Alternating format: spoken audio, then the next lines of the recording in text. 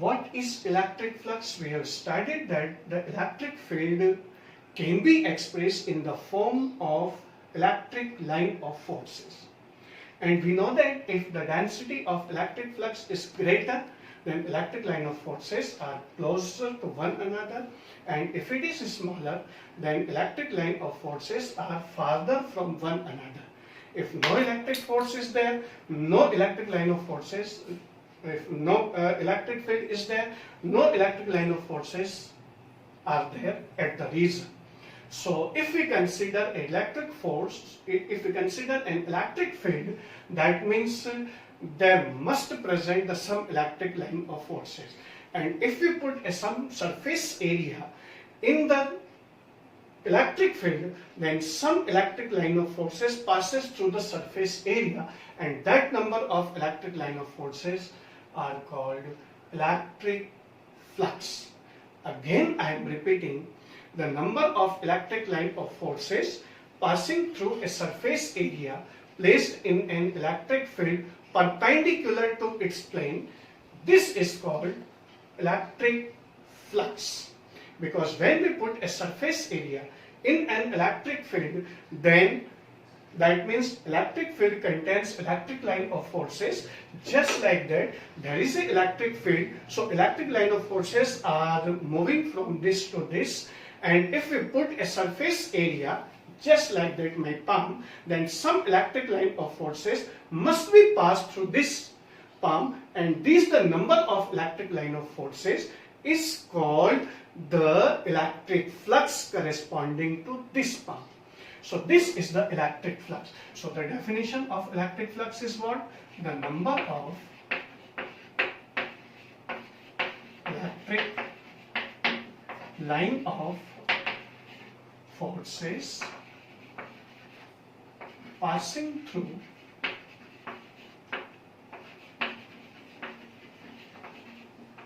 surface area placed in an electric field perpendicular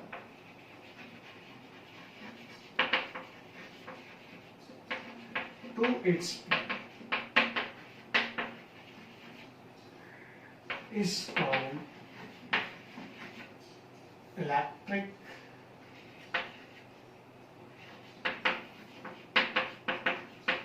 flux, and it is denoted by a symbol phi e.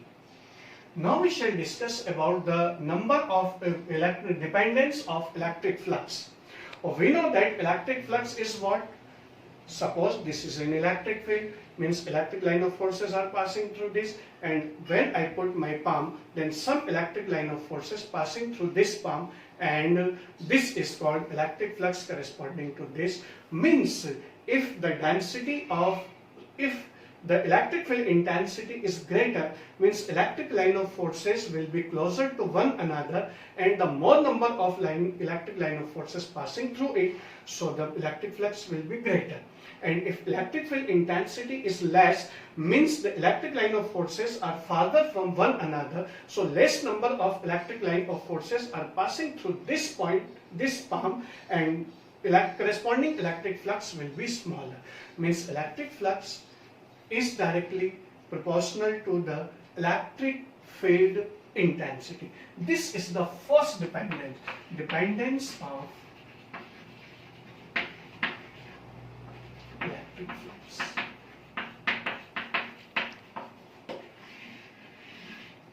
First, electric flux is directly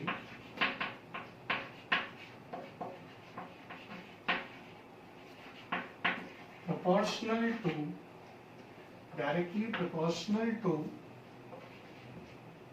electric field intensity. Electric field intensity greater, density of electric line of forces will be greater. So the more number of electric line of forces passing through the given surface area, so electric flux will be greater. The second dependence is if the area is greater, more number of electric line of forces passing through, and if the area is smaller, so less number of electric line of forces passing through. Just like that, if I consider a single pump, then the less number of electric line of forces are passing through. If we put the double pan, then the number of electric line of forces will passing through in greater amount, so the electric flux will be greater. Means electric flux depends upon the area of surface. If area of surface is greater, greater number of electric line of forces passing through it, and the electric flux will be greater. So electric flux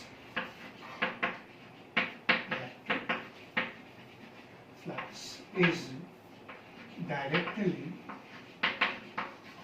proportional to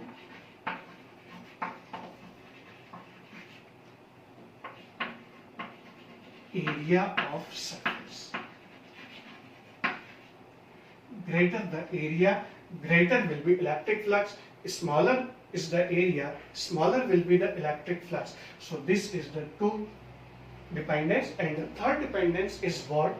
We know that we consider that the electric line of forces are passing through this, and if I put the palm in this condition, then we know that the surface area corresponding to electric and magnetic field, again I am repeating, surface area corresponding to electric and magnetic field is a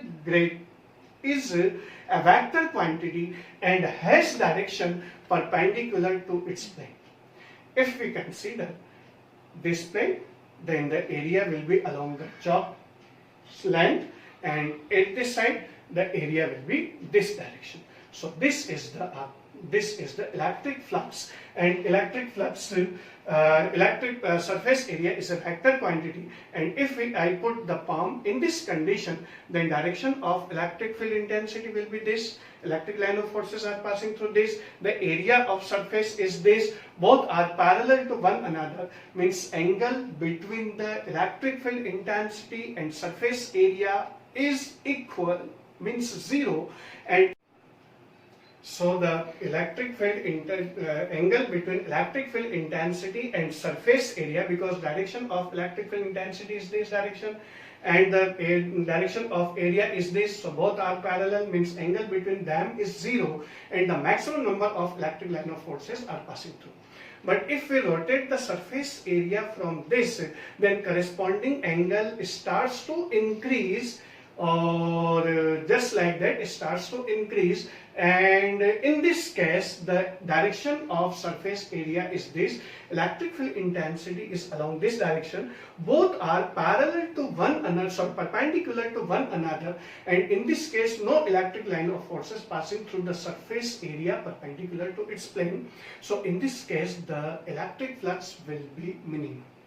So when the angle is 0, electric flux is maximum. When angle is 90, electric flux is 0, and this is only valid for the cosine. So the electric flux is directly proportional to the cosine of angle between electric field intensity and electric flux. So electric flux is directly proportional to cosine of angle between electric field intensity and surface area. So phi E is directly proportional to electric field intensity, area of surface, and cosine of angle between them. Or phi E is equal to K, velocity constant, E A cos theta. Or the value of K, the practical value of K is phi. So the value of phi E will be equal to E A cos theta, or phi E is equal to E dot A, dot product of electric field intensity and electric flux. So electric flux can also be defined as the dot product of electric field intensity and surface area. Electric flux is equal to dot product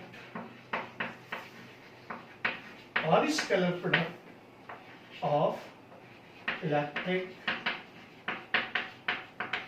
field intensity